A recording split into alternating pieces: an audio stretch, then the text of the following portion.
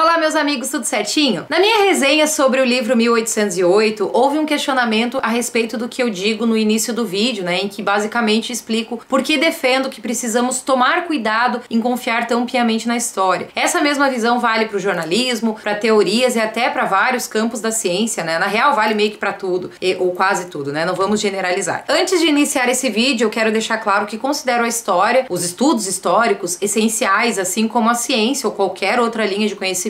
Na verdade, eu sou apaixonado pelo conhecimento. A única coisa que pretendo com este vídeo é trazer ponderações e questionamentos e principalmente dizer que devemos tomar cuidado com verdades absolutas. Bom, então hoje eu quero responder ao Marcelo, que pede para eu dar um exemplo concreto sobre a história ser tão arbitrária. Então vamos lá. Eu até já comentei em outro vídeo que hoje nós encontramos estudos que comprovam, entre aspas, praticamente qualquer teoria, ou pelo menos diversas teorias, mesmo que uma contrarie a outra completamente, né? Há teorias que comprovam e que contestam o aquecimento global, a evolução, a viagem do homem à lua, o Big Bang, enfim. Há um monte de estudos comprovando alguma coisa e mais um monte de outros estudos contestando a mesma coisa. Alguns são bem fundamentados, outros nem tanto, mas de qualquer forma a maioria é convincente o suficiente para agregar um grande número de aficionados que acabam tomando aquele estudo como verdade absoluta. Isso tanto no campo da ciência, que teoricamente é mais exato, quanto no campo da história, que é uma área mais facilmente manipulável, assim como o jornalismo, né, e outras áreas mais humanas. Então vamos pegar, por exemplo, a Covid-19, né, a nossa encrenca mais atual. Olha quanta teoria envolvendo o vírus em si, a pandemia, né, nas questões políticas e tudo mais. Em relação à história, vamos pegar, por exemplo, o nazismo. Você vai encontrar teorias que ligam o regime ao darwinismo, outras ao cristianismo, há teorias de que Hitler forjou o próprio suicídio, há quem diga que ele veio para Argentina e até para o Brasil, né? Há até mesmo os que negam o Holocausto. Se pegarmos a nova ordem mundial, da mesma forma, você vai encontrar um monte de subteorias, algumas ligando a nova ordem mundial à direita, outras ligando à esquerda, outras ligando ao sionismo judaico, outras ligando ao comunismo, outras fazendo uma salada com um pouco de cada coisa, e muitos desses estudos envolvendo tanto um lado da teoria quanto o outro são até bem convincentes. Eu já ouvi um monte de gente de várias vertentes diferentes dizendo para sairmos da Matrix, todos eles jurando de pé junto que encontraram a verdade e se orgulhando por isso. Então vocês percebem como a história e as teorias podem trazer muitas controvérsias e muitos estudos a respeito de qualquer ângulo de um cenário, e principalmente que apesar de geralmente a gente pender por acreditar em determinada teoria ou estudo e desacreditar em outros, é importante que tenhamos em mente que ninguém detém a totalidade de uma verdade e que muitas vezes acaba ficando até difícil escolher um lado para acreditar pelo excesso de teorias que determinado assunto possui e principalmente porque muitos parecem muito bem fundamentados. E aí como é que é possível saber quem está falando a verdade e se uma delas é a verdade, se há tantas teorias em direções tão opostas, né? E essa mesma situação cabe para praticamente qualquer outro cenário. Ditadura, o regime militar, guerras civis por aí afora, descobrimento do Brasil, a independência, o apartheid, enfim, para quase qualquer outro período e outro assunto que carregue tantos elementos históricos e ideológicos. Se existe controvérsia até por assuntos relativamente concretos, como doenças, por exemplo, e até matemática, imagine assuntos como história, política e religião, né? Se para desvendar crimes comuns sem vínculo nenhum com política ou religião já é um trabalho gigante, porque teoricamente há menos parcialidade nas investigações e tudo mais, imagina quando envolve questões ideológicas, em que a emoção geralmente prevalece. Então, se nos apegarmos à história e a estudos históricos para encontrar a verdade, corremos um sério risco de, primeiro, nos decepcionarmos muito, segundo, de acabarmos andando sobre uma base muito instável, terceiro, de pararmos de viver a realidade que nos cerca, mas principalmente o quarto ponto, né, de sermos manipulados. Afinal de contas, a história é muito manipulada e por isso nos traz respostas muito pouco conclusivas e concretas, e não raramente somos levados a mais questionamentos e informações que muitas vezes nos levam a outras informações totalmente diferentes que nos trazem mais questionamentos. E quando menos percebemos, estamos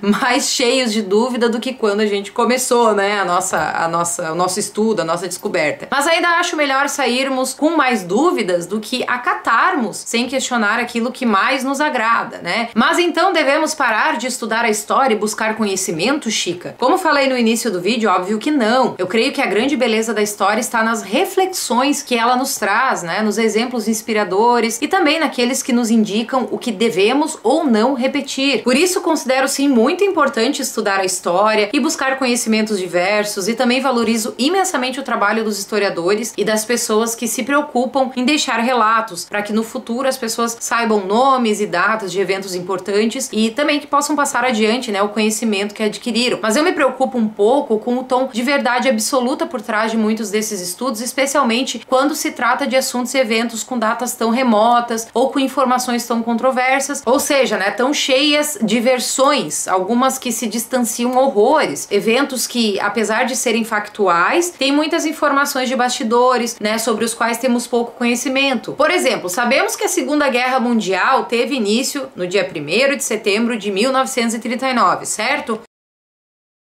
Este é um fato, com data e local pontuais, mas todos os pormenores que envolvem o que culminou para a guerra, o que aconteceu durante o período de vigência da guerra, as consequências, tudo isso possui poucos fatos indiscutíveis, mas sim conjecturas, teorias, discussões, mas principalmente versões com olhares diversos sobre os eventos. A história, ao meu ver, deveria ser menos tratada como uma ferramenta para descobertas e respostas definitivas, porque é muito improvável tal feito, e muito mais como elementos filosóficos reflexivos. Ou seja, a história deveria ser mais usada para nos fazer pensar do que para provar fatos, na minha opinião, é claro. E para que tudo isso seja eficiente, deveríamos abrir mão das certezas absolutas referentes a cenários históricos e teóricos. O que eu pretendo com este vídeo é abrir uma reflexão e até um alerta para aquelas pessoas que pegam um livro, um autor, uma teoria bem fundamentada e já sai defendendo com unhas e dentes como se aquela fosse a retratação absoluta da verdade que não pode ser questionada. Esses tempos eu fiz uma pergunta na minha comunidade assim, né?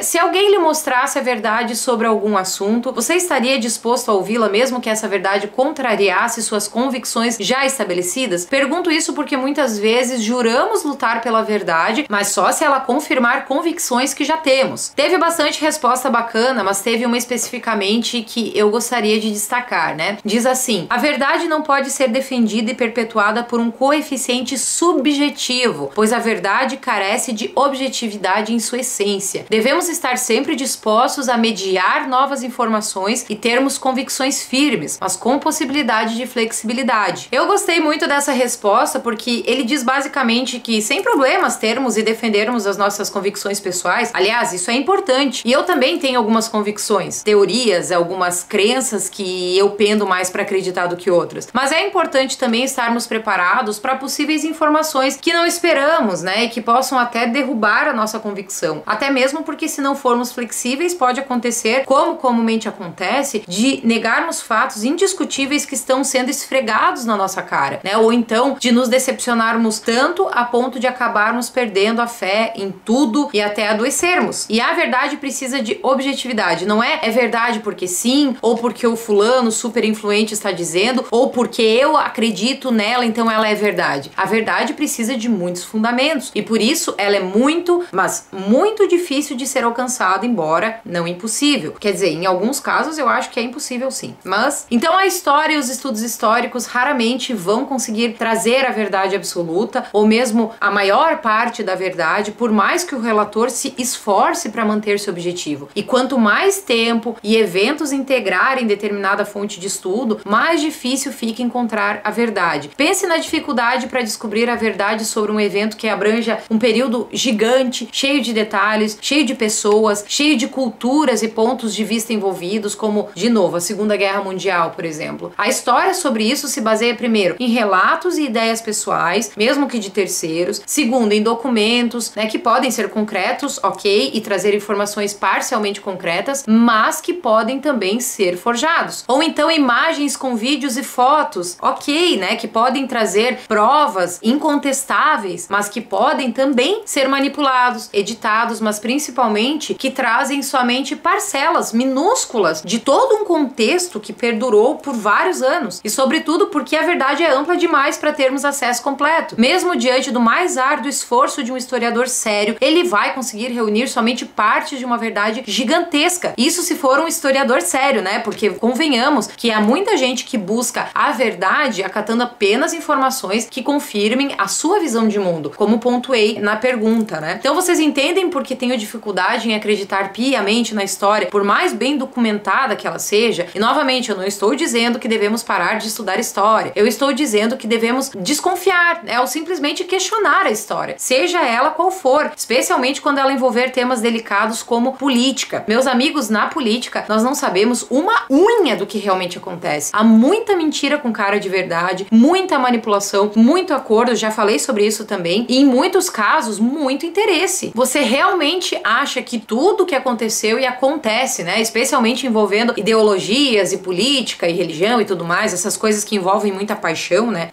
tudo isso consegue ser fielmente retratado, por mais que a pessoa seja muito séria? Se hoje, com tanta tecnologia, aparelhos de recursos avançadíssimos, com câmeras, gravadores cada vez mais incrementados, nós não conseguimos saber 1% do que realmente acontece, ao contrário, né, estamos vivendo a era das fake news. Você acha mesmo que a verdade sobre a história da Segunda Guerra ou qualquer outro cenário histórico conseguirá ser transmitida com total fidelidade? Jamais, meus amigos. Nós sabemos de pequeníssimos fragmentos. Grande parte, eu arriscaria dizer que a gigantesca fatia do que realmente aconteceu e acontece vai continuar na obscuridade, né? Pelo menos por enquanto. Aliás, tem outro comentário muito bacana do Lucas que diz assim: outro dia eu comentei com um amigo sobre um problema que encontrei quando comecei a ler livros de história, de que dependendo do autor do livro, uma mesma história apresentava diferenças espantosas e que então não bastaria ler apenas um livro sobre determinado assunto, que o ideal seria ler vários, o suficiente até encontrar o ponto onde as coisas façam sentido. E eu concordo com ele, né? Porque apesar de ninguém saber da verdade absoluta sobre um fato ou um evento, ele fica um pouco mais crível à medida que haja pontos de convergência nos relatos. Então, voltando à questão do nazismo, né? Eu acredito sim no Holocausto porque há diversos relatos de pessoas que alegam ser sobreviventes e que trazem informações convergentes sobre os campos de concentração e tudo mais, e são, na maioria das vezes, pessoas que não têm relações entre si, né? Então duvido que todas essas pessoas estejam mentindo, como alegam os que negam o Holocausto, né? Mas não duvidaria, por exemplo, que a história tenha mudado a quantidade de pessoas, ou pra cima, ou pra mais, ou pra menos, enfim, eu acho que a quantidade não importa tanto, né?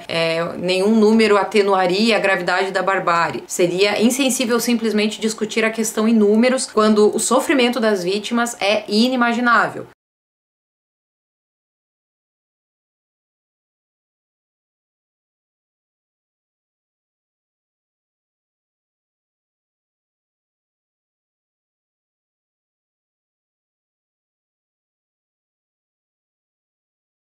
Então, assim como seria igualmente insensível resumir a números a dor dos russos que morreram nos campos de trabalho forçado sob o domínio do governo Stalin, ou então o povo chinês na ditadura de Mao Tse-tung, a chamada Revolução Cultural, tudo isso a história nos conta e por isso ela é importante, mesmo passível de erros, porque nos mostra que há caminhos que não deveriam ser trilhados, mostra que na sede por poder há pessoas capazes de qualquer coisa, aliás, mostra também como somos facilmente persuadidos por pessoas que sabem usar as palavras, sejam pro bem ou pro mal, já que há um número incontável de pessoas que foram e são até hoje persuadidas por esses líderes e acatam suas ideias, e justificam qualquer ato de violência a favor dessa suposta verdade, que tanto defendem. Por isso eu continuo sustentando que temos que estar sempre com a pulga atrás da orelha, quando se trata de supostas verdades absolutas. Se não fosse tão arriscado, eu juraria que mais de 90% da realidade acaba morrendo ou sendo ocultado no mesmo instante em que acontece. E os 10% registrados são fragmentados, parciais, muitas vezes tendenciosos, porque vão mostrar a realidade pela ótica de quem estiver relatando e apenas partes de um todo, Até porque a pessoa não é capaz de contar tudo. E ao contrário do que muitos dizem, a história não é contada só por quem vence. Ela é contada também por sobreviventes, testemunhas oculares, pessoas que trabalharam nos bastidores, os que mudaram de lado no meio do processo, de ambos os lados, vencedores, perdedores. Quem sobreviveu vai contar, vai relatar o seu ponto de vista, O que buscava quem contou a história? O Marcelo ainda pergunta. Depende de cada relator. Há os que pretendem pintar a história de determinada maneira, outros de outra. Há os que realmente tentam ser o mais imparciais possível e que lutam pela verdade, embora sejam passíveis de falhas, claro. E há também a verdade, que é muito, mas muito mais complexa e ampla do que os livros de história ou o jornalismo, né, ou mesmo os que estão vivendo essa verdade podem descrever, porque mesmo quem está vivendo a realidade como ela é, só vai poder descrevê-la pela sua ótica e não pela ótica completa, pela ótica das outras pessoas que também estão vivendo essa realidade. Cada um que conta a história possui um objetivo. Há historiadores e jornalistas, né, que não deixa de ser um contador de histórias, que de fato buscam a verdade e, embora saibam que não vão consegui-la na totalidade, continuam caminhando para essa direção, né? Então, ok, louváveis esses profissionais. Mas há historiadores, teóricos e jornalistas que possuem lado ideológico e que estão mais preocupados em puxar a farinha pro seu saco do que com a verdade. E por isso vão contar a história usando informações e uma linguagem que beneficiem esse lado ou que maculem o lado oposto. E há muitos que fazem isso. Então, como depositar tanta confiança assim, sabe? Até tem outro comentário mais antigo ainda neste vídeo do Rafael em que ele diz assim: só há uma maneira de contar a história, com fatos. Não se trata de visão, pensamento ou opinião. Para se escrever um livro de história não basta ser escritor ou jornalista. Tem que ser historiador. Não basta procurar fontes em alguns livros, mas procurar as fontes originais da autora. Não basta contar só a história que lhe convém, mas sim contar toda a história isento de conveniências. E daí eu respondo: mas é justamente esse questionamento que eu levantei no início. Quem conta o fato conta exatamente como ele aconteceu ou relata a percepção que teve do fato? Como podemos garantir que o fato ocorreu daquela forma? Ou como podemos dizer que um narrador contava a verdade e o outro não? Infelizmente, a história é uma ciência muito inexata e por isso acaba gerando tantos conflitos, porque as pessoas elegem um narrador como o verdadeiro e o outro como o falso. E acrescento, né? Sendo que ambos alegam falar a verdade. Então, o historiador não se torna necessariamente isento de conveniências só porque adquire o título. E não adquire o superpoder de contar toda a história só porque se tornou um historiador. Muitos usam todas as técnicas para buscar as informações que mais vão lhe convir, sim. Por favor, pessoal, eu quero que vocês entendam que eu não estou questionando a seriedade da profissão e nem desmerecendo o trabalho de um historiador. Pelo contrário, pessoal, eu acho tão importante, né, estudar história, eu acho tão importante o trabalho dos historiadores que por pouco eu não fiz história depois que eu me formei em jornalismo, né, de tanto que eu gosto. Eu só não fiz história depois porque realmente as circunstâncias não permitiram na época, quem sabe um dia, né, mas eu respeito muito o trabalho de um historiador sério. Eu quero que fique muito claro aqui no vídeo. Como eu falei, sim, muitos historiadores são extremamente éticos, sérios e preocupados com os fatos, assim como muitos jornalistas, né, que embora não sejam capazes de buscar a verdade absoluta, se esforçam sim para isso e procuram ser éticos. Mas eu preciso reconhecer também que há pessoas antiéticas, né, que têm sim suas conveniências, mesmo que tenham o título de historiador ou jornalista, e que pintam a verdade da forma como querem. E muitas outras pessoas confiam, né, nas suas palavras sem questionar. E também temos que atentar para o fato de que por mais bem feito que seja um trabalho, por mais ético que seja o profissional, ele é passível de erros e de parcialidade simplesmente porque é quase impossível que ele consiga relatar a totalidade do fato. Se a história fosse tão concreta, não haveria tantos historiadores com opiniões tão diversas, né, como disse o Lucas. Mesmo os que são sérios buscam relatos de pessoas, documentos feitos por pessoas, imagens montadas por pessoas, e essas pessoas relatam a sua visão. Mesmo que seja uma testemunha ocular, é a visão dela. E o máximo que um historiador vai poder fazer, um jornalista, é documentar esses testemunhos, essas imagens ou outros materiais como registros, mas nem sempre como provas concretas, infalíveis, né, perfeitas. Obviamente, quanto mais relatos, documentos e imagens se assemelharem, né, convergirem, mais crível se tornará uma história, como o Lucas disse também, né, eu achei muito legal o que ele falou. E em muitos casos, dificilmente será provada completamente. Ninguém nega a realidade, por exemplo, sobre a escravidão. Ninguém nunca vai poder dizer que não existiu a escravidão, que é tudo fachada, que é tudo mentira. A Segunda Guerra, a mesma coisa, a ditadura, regime militar, chame como quiser, mas a verdade absoluta por trás desses eventos, cada pormenor sobre esses períodos, simplesmente não há como se alcançar, uma vez que ninguém tem acesso à totalidade dos fatos. Para mim, os fatos são muito imprecisos e muito parciais, mesmo que sejam minuciosamente apurados, mesmo que se usem técnicas quase impecáveis, porque simplesmente não há como relatar toda a verdade, especialmente envolvendo eventos tão complexos, longos e antigos, né, como a Segunda Guerra ou a vinda da família real para o Brasil, no caso de 1908. E aí é muito arriscado elegermos um lado como verdadeiro absoluto, quando há milhões de fatos que não fazem parte do relato, e muitos dos quais importantíssimos e que ficaram de fora por vários motivos. Há muita gente que usa como verdade apenas aquelas versões da história que, entre aspas, provam que o seu lado é o correto e acabam então ignorando completamente outras versões que possam desmistificar a sua verdade. E por isso, pessoal, que eu acabo defendendo muito mais valores do que partidos, políticos ou mesmo a história, né? Para mim, o mais importante é o ensinamento. Se a história sobre algum evento não é capaz de nos ensinar ou nos fazer progredir como indivíduos ou sociedade, então para que ela serve?